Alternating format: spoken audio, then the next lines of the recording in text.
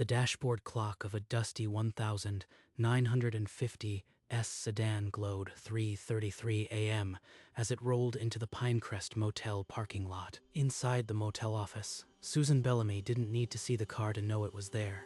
The headlights swept across the window, and the room held its breath. She reached for a brass key marked 12 and slid it through the slot at the bottom of the window without looking up. Outside, a dark figure took the key, nodded once, and walked toward room 12, swallowed by the darkness between the neon lights. When Susan unlocked room 12, the next morning, the bed lay untouched, the curtains still drawn, and the brass key rested on the nightstand as always. She picked up the key, felt its weight, then locked the door and walked back to the office without a glance behind her. At the counter, she opened a leather logbook filled with neat handwriting and added a new entry: the date, the time, the dust on the sedan's windshield. It was the 41st time she'd written such an entry, but her hand still trembled slightly as she closed the book. The ritual had been handed to her years earlier, a secret she kept with every silent key exchange. But it had started on a hot July night in 1987, when she was 19 and her dying father gave her a rule she couldn't understand. In a small hospital room outside Flagstaff, Harold Bellamy's voice was a dry whisper. "The Pinecrest is yours now, Susan, but you must follow a rule. Any guest between 3 and 4 in the morning gets room 12. Why room 12? What guests came at 3 in the morning? She opened her mouth, but his eyes silenced her. No words, no payment, and never ask why. Promise me." I promise. An hour later, Harold Bellamy died. The rule was the last thing he gave her. She buried him on a Wednesday and drove the 100 dusty miles to the Pinecrest Motel. It looked smaller than she remembered, the neon vacancy sign already flickering in the dusk. In the office, she found a folded note in her father's handwriting. Room 12 only. 3 o'clock to 4 a.m. No payment, no words. For 3 months, Susan kept the motel running, but no car arrived in the dead hours. The key to room 12 hung untouched. Maybe the rule was just a dying man's superstition. Maybe it meant nothing. Then, on a windless October night, the sound of an engine cut through the silence at 3:17 a.m. The headlights of a dusty 1950 sedan swept across the office window. Susan's hand moved to the key rack before she could think. She lifted the brass key for room 12 through the slot. She pushed the key without looking up, her pulse hammering. A hand took it, the silhouette of a man in a dark coat. He nodded once, then walked toward room 12. Susan locked the office door and stood in the dark, listening to his footsteps fade down the hallway. At dawn, she unlocked room 12. The bed was untouched, the curtains still, and the key sat on the nightstand. She carried the key back to the office and opened a fresh logbook. On the first page, she wrote the date, the time, and a description of the sedan. After locking away the logbook, Susan paused. She had never asked if her father kept records. In a dusty cabinet, she found a worn leather notebook. The first page was dated 1962. He wrote down everyone. Same rule, same room, for 25 years. Weeks turned into months. Susan's own logbook grew thick. A 1960s pickup, a 1970s station wagon. Each time, the key left her hand in silence and returned to the nightstand by morning. She learned to wake before the headlights hit the window, the distant engine a familiar alarm. By 25, Susan had logged 14 guests. She no longer flinched, but she had stopped asking why. Silence feels like the only safe answer now. The logbooks began to pile up behind the counter, hers and her father's, their pages yellowing together. And still, no car had ever arrived outside the window of 3 to 4 a.m. By 1992, Susan woke before the headlights arrived. The ritual held her to the motel like a suture. One August night, the engine was older, a 1941 Ford Super Deluxe, its grille a rusty grin. A woman in a 1940s floral dress stepped out, her silhouette stiff as a photograph come to life. In 6 years, I've never seen a car that old. This is wrong. She forced herself to slide the key through the slot. The woman took it without a glance and walked away. At dawn, Susan unlocked room 12. The key lay on the floor, not on the nightstand. A cold stillness filled her. In 22 previous logs, the key had never been out of place. The need for answers drove her to a diner in town. The desert road empty in the late afternoon. Ever hear anything strange about the Pinecrest Motel? Guests who check in late? The waitress set the coffee pot down with a clatter. Her face paled, and she turned away without a word. Susan drove back beneath a bleeding sunset.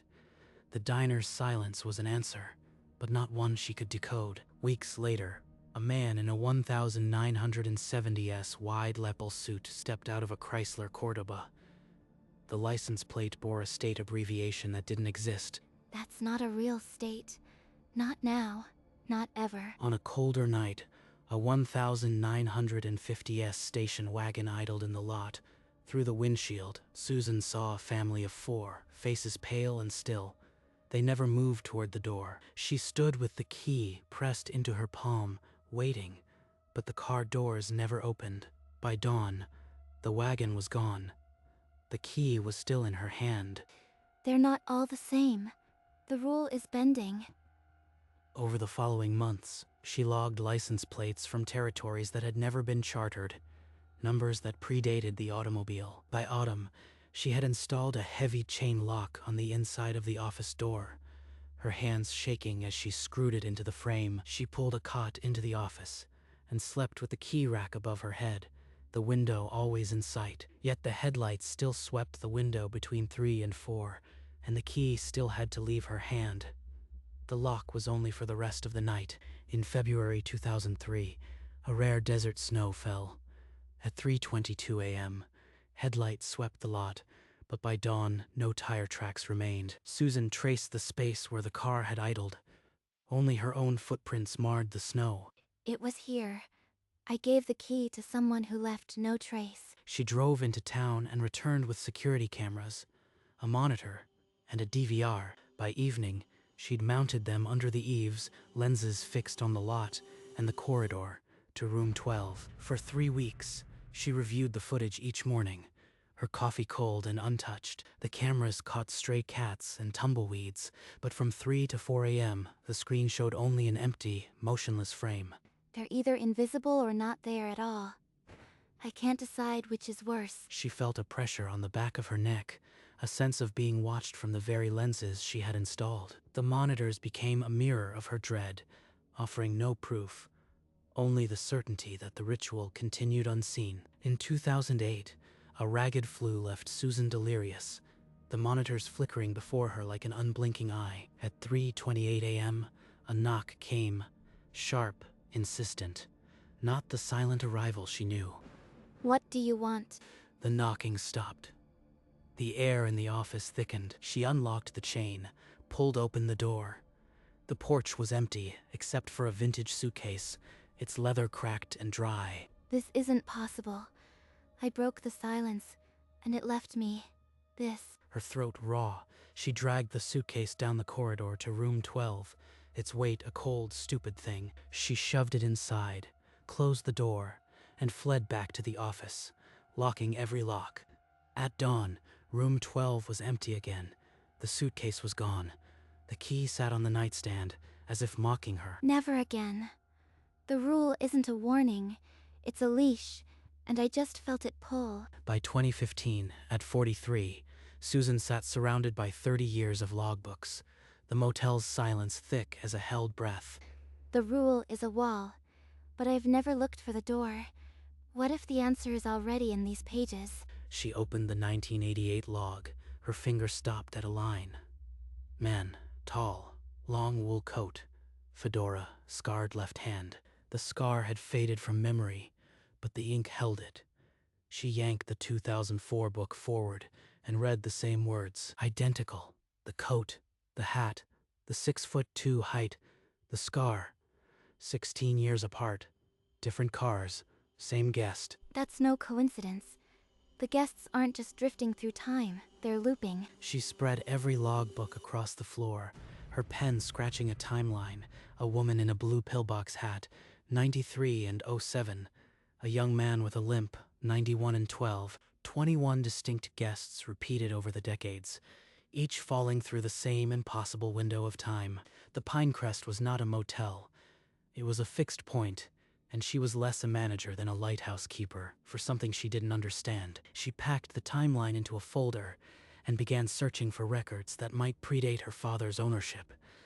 The silence of 1962 was not deep enough. At the county archives, Susan spooled through microfilm until a 1955 headline froze her hands. Pinecrest Motel marks 20 years. A photo showed the original owner, a man with a shovel at the 1935 groundbreaking. He built this place in 20 years before my father ever saw it. The article praised the neon sign and clean rooms, but never mentioned room 12. Her father bought the motel in 1959. His log began in 1962. 3 years of silence, or lost pages. If a log existed before 1962, it's gone. Or someone else kept it. Property records showed the original owner disappeared after 1945. His name a blur of faded ink. The gap from 1945 to her father's purchase in 1959 was a darkness no file could illuminate. Someone else held that key before him, and they left no trace except that photograph. She laid the clipping beside the 1962 logbook, 2 islands separated by a sea she couldn't cross. By 2022, Susan had logged 35 years of guests. The ritual blurred the decades into a single, endless night. On a windless June night, headlights cut the lot at 3:09 a.m., but there was no engine noise, only the soft hum of a Tesla Model S. A car from the future. That's never happened before. She fumbled for the room 12 key, her fingers numb. The ritual demanded action, not thought. A silhouette in a modern coat took the key through the slot and vanished toward room 12 without a sound. At dawn, she unlocked the room. The key glinted on the nightstand. The bed remained untouched. As always, she rewound the security footage, hands trembling. At 3:09 a.m., the monitor showed nothing, only the empty lot under a moonless sky. My timeline has been breached. The guests aren't just from the past anymore. Susan stared at the monitor's empty frame and understood. The Pinecrest would outlive her. She had to sell. She pulled out a property listing form. But the pen hovered, weighted by the secret she carried, the rule that must be passed on. Susan began packing her father's belongings into cardboard boxes, each item a cold weight in her hands. She found an old photograph of her father standing in front of the motel in 1965. She considered throwing the logbooks into a trash barrel, but her hand refused to let go. At 3:44 a.m., the rumble of a 1980s pickup broke the silence. Its headlights cut through the window and pinned her shadow to the wall. He's not moving. He's staring right at me. She slid the key through the slot, her pulse hammering. The young man took it, but his eyes never left hers. He turned and walked toward room 12, his silhouette dissolving into the darkness. The stare lingered like a brand. At dawn, the key rested on the nightstand as always, but Susan felt the room's cold disapproval. She packed the logbooks into a final box, sealing them not with tape but with dread. She stared at the listing form and wrote the price. The Pinecrest was for sale, and she would not look back. In the weeks that followed, a handful of buyers walked the lot, but their questions felt like trespassing. Susan sent them away. Then David Morrow arrived in a dusty SUV, stepping out like a man returning to ancestral ground. He's looking at the motel like it owes him an answer. I am David Morrow. My grandfather owned a motel on Route 66 years ago. This place, it feels familiar. A cold shiver traced Susan's spine. The name Morrow was not in her logbooks, but his reverence felt like recognition. Don't ask. Not yet. He might be the one, but the rule is a cliff. One wrong step and he'll bolt. David didn't haggle. He accepted her price with a quiet nod, his eyes tracing the lines of the old walls as if reading Braille. They shook hands on the deal. Susan felt the weight of 41 silent keys pressing against her ribs. My grandfather used to say some motels have a memory longer than the road itself. I never understood until now. Susan held her silence. The secret would keep for a little longer, but not forever. The paperwork moved between them in quiet rhythms, but Susan watched David like a keeper of a dangerous gate. He hasn't asked about room 12. Maybe he already knows. Or maybe he's better off never knowing. A dozen times she opened her mouth to explain, but the words stuck, barbed with 38 years of silence. That room, at the far end of the hallway, it feels different. Cooler, somehow. Just older insulation. Nothing special. Father would say I am betraying him, but the rule never said the owner must know. That night, she drafted a letter explaining the 3 a.m. guests, the key, the silence. Her handwriting shook. She read it once, then struck a match. The words curled into ash before morning. The secret wasn't a story. It was a burden that could only be passed hand to hand, not by mail. When David arrived with the final paperwork, Susan's smile was a mask. The signing day was set for Friday. On Thursday morning, Susan pulled the logbooks from their boxes and stacked them on the office counter. Hers, her father's, and the silent years between. She slipped her father's handwritten note into the front cover of the 1962 log, the one that began with his first recorded guest. Her own final entry was already written.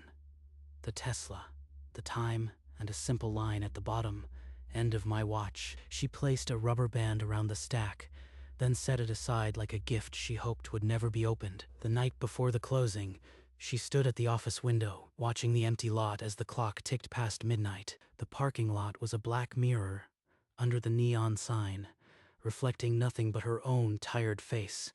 Tomorrow, the key rack will be empty, and the silence will be someone else's to keep. By dawn, the desert was still. The motel hushed as if holding its breath for the coming change. Susan dressed in clean clothes, a ritual of its own, and sat behind the counter with the bundled logbooks in her lap. When the SUV pulled in, she stood, her heart a slow, heavy drum, and she waited for the moment to pass the secret forward. David spread the closing papers across the counter and signed with a steady hand. Susan slid the motel keys toward him. Thank you, Susan. I'll take good care of this place. Susan didn't return the smile. Instead, she reached beneath the counter and placed the bundled logbooks onto the polished wood. Before you take over, you need to know about room 12. She opened to her father's note and read aloud the rule he had whispered on his deathbed. Any guest who arrives between 3 and 4 in the morning gets room 12.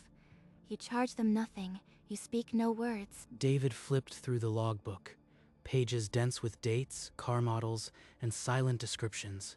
His fingers slowed, then stopped, his face drained of color, the kind of pallor that comes from reading something too strange to process. I followed this rule for 38 years.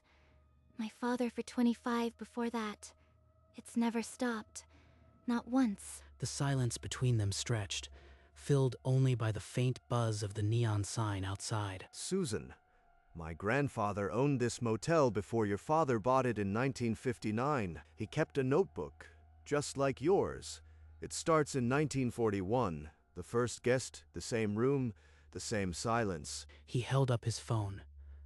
On the screen, a photograph of a worn leather notebook, the cover cracked with age. The first entry read, the 14th of March, 1941.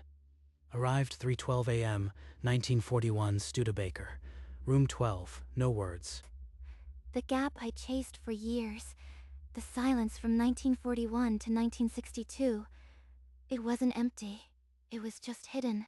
The same rule, the same room, handed down by a man she had seen only in a 1955 newspaper photograph. 3 generations. The ritual didn't start with my father. It was here from the beginning. David swiped to another image. The same notebook, open to a page describing a guest with a 1930s Ford. The entries never stopped. The office felt smaller, the weight of 80 years pressing against the walls. The silence returned, deeper than before, a chain now visible link by link. My grandfather never spoke of it.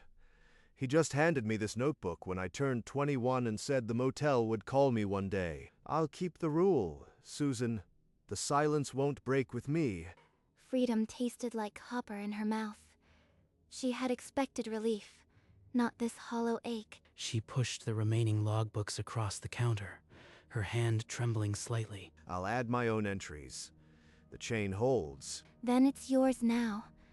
All of it. Susan stood, gathered her coat, and walked to the office door without looking back. The sold sign was already taped to the window, the keys hanging inside. She paused, her hand on the knob, the weight of decades lifting and pressing in equal measure. Then she stepped out, leaving David alone with the logbooks and the silence that would soon return at 3 in the morning. The engine turned over, and Susan pulled out of the Pinecrest lot for the last time. The neon vacancy sign flickered in her rearview mirror, a red pulse growing smaller. Her hands tightened on the wheel as the desert highway opened before her. She checked the mirror again, a habit deeper than thirst. For a moment, the office window held a silhouette, still, like a figure waiting for a key. She didn't slow down. She didn't look back again. The motel shrank to a dark shape on the horizon, the red neon swallowed by distance. The road unfurled like a chalk line into the blue desert twilight. Susan drove until Route 66 was a memory, and she never returned. Behind her, the Pinecrest waited, its ritual unbroken, its new keeper settling into the old silence. Night fell on the Pinecrest, and the neon vacancy sign buzzed red against the black desert sky. A single light burned in room 12, the curtain drawn but glowing through the fabric. A silhouette stood motionless, like a figure waiting for a key. In the lot, a car sat that hadn't been there at dusk. No headlights, no engine, just a dark shape on asphalt. The office window was dark, the new owner hidden behind the old glass, watching the clock. The ritual had not paused. It never did. The neon buzzed like a held breath, and the desert swallowed all sound. The motel stood as it always had, a way station for the unaccounted, a fixed point in the unwinding road. By morning, the car would be gone, the key on the nightstand, the logbook entry written in a new hand, and the chain, unbroken since 1941, would hold another night. Susan Bellamy never spoke of her 38 years at the Pinecrest.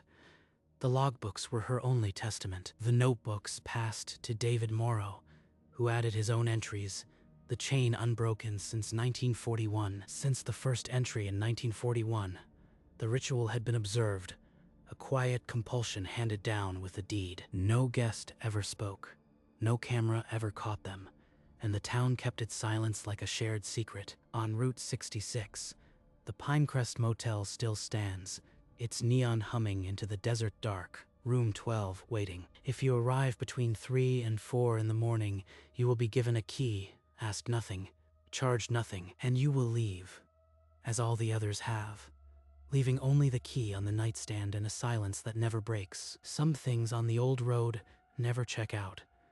They simply continue, patient as the desert itself. The Pinecrest Motel waits, as it always has, for the next traveler who needs no record. And somewhere in the dark, the clock inches toward 3. The Pinecrest Motel sat in the deep night, its neon vacancy sign flickering once, then holding steady red. The desert was utterly silent, the highway a pale scar under the hard white stars. Then, far off, twin points of light appeared on the road, headlights moving slowly, deliberately. They grew larger, the hum of an engine reaching the empty lot before the car itself did. The headlights swept across the motel's face, paused, then turned into the parking lot with the certainty of a ritual. The car, unidentifiable in the gloom, rolled to a stop near the office. No door opened. No figure stepped out. For a long moment, nothing moved. The neon buzzed. The clock inside the office reached 3:12 a.m. Then, the light in room 12, the only lit window, abruptly went dark. The silence that followed was complete, a held breath that would not release until morning. And the night swallowed the Pinecrest once more, waiting for the next headlights, the next key, the next silent guest.